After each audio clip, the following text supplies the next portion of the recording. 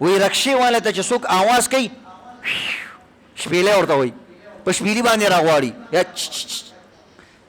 په دې باندې راغواړي. او جاز ته چا شپېلی والی دی؟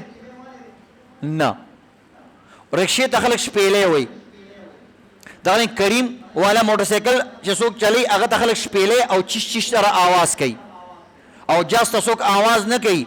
جاز چې جاز ټیکټ دی واغوستو 2 غنټې مخکې به د جاز انتظار کې. نو ځان نه جاز جوړ کا، داسې مرتبې ته په دین کې، په ایمان کې، په اعمال کې، په دنیا کې ځان ورسوه چې خلک درته 2 غنټې انتظار کوي او د هغې نمبر نه راځي. ځان نه رکشه مه جوړوه چې شپېلي سره راځي. خدا دې چې دا خواري غواړي، ځکه پوره رکشه چې جوړې په 1 غنټه کې جوړېږي.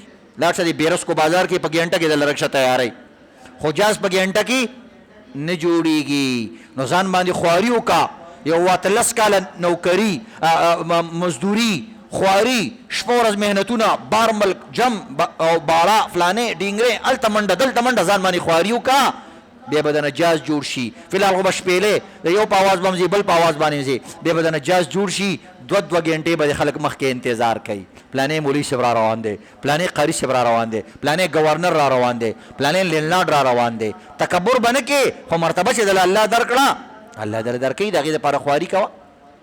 نو انشاءالله ځان نه به جازونه جوړې که نه، خو کاغذ والا جاز نه.